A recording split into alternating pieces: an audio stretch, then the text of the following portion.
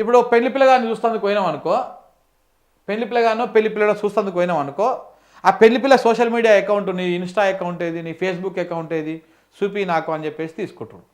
ఇక అందులో పెళ్లి పిల్లగాడు ఏమైనా తింగర వేషాలు వేసినా ఆయన అలవాట్లు అన్నీ కూడా ఆ సోషల్ మీడియాలో కనపడిపోతూ ఉన్నాయి. ఆయన పెట్టే ట్వీట్లు, ఈ వ్యవహారం మొత్తంతో అది కనపడిపోతూ ఉన్నది. ఒకవేళ అమ్మాయి అనుకో, ఆ అమ్మాయి ఏమన్నా వల్గర్గా వీడియోలు చేస్తూ ఉన్నదా, లేకపోతే అవన్నీ రీల్స్, ఈ బ్యాచ్ ఈ మధ్యలో ఎట్ అయిపోయినాయంటే ఇన్స్టా ఇవే ఓపెన్ చేసినా మొత్తము ఇదే వ్యవహారం అయిపోయింది.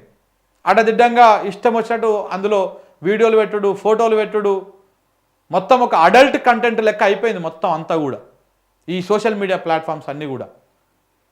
సో అవి చూసేసి అమ్మో ఈ అమ్మాయి వద్దు, చాలా స్పీడ్ ఉందనో, లేకపోతే మంచిగా ఉందనో, మంచిగా లేదనో, ఆ కింద కామెంట్ ఇట్లా పెడుతురానో, రేపు నాటి పెళ్లి చేసుకుంటే నీ పెళ్ళం ఇట్లా రా, నీ మొగుడు ఇట్లా రా అని చెప్పేసి కామెంట్లు పెడతారానో, ఇక వాళ్ళు ఏం చేసుకుంటారు, ఆ పెళ్ళిళ్ళు క్యాన్సిల్ చేసుకుంటారు.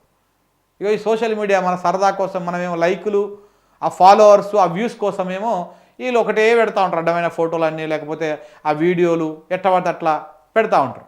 దానివల్ల ఏమైతే లైఫ్లో ఈడ ఆగమైపోతూ ఉంది. ఇక పెళ్లి చేసుకుంటాడు అవన్నీ చూసి, లేకపోతే పెళ్లి చేసుకునేటువంటి అమ్మాయి ఆ పిల్ల అనుకున్నటువంటి ఆ ట్విట్టర్ హ్యాండిల్లో, ఆ ఫేస్లో, ఆ ఇన్స్టాలో అట్లాంటివన్నీ చూసి ఆయన ఆ అమ్మాయి ఫోటోలు వీళ్ళ వాళ్ళ కింద కామెంట్లు ఇవన్నీ చూసేసి క్యాన్సిల్ చేసుకుంటున్నారు.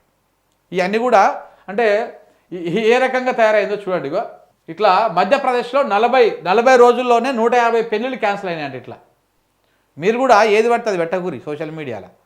ఏదన్నా ఇన్ఫర్మేషన్ పాస్ చేసేది, అవసరం వచ్చేది, 10 మందికి ఉపయోగపడేది ఏమైనా ఉంటే పెట్టండి. అనవసరంగా నేను వంట చేస్తున్నా పెట్టాల్సిన అవసరం లేదు.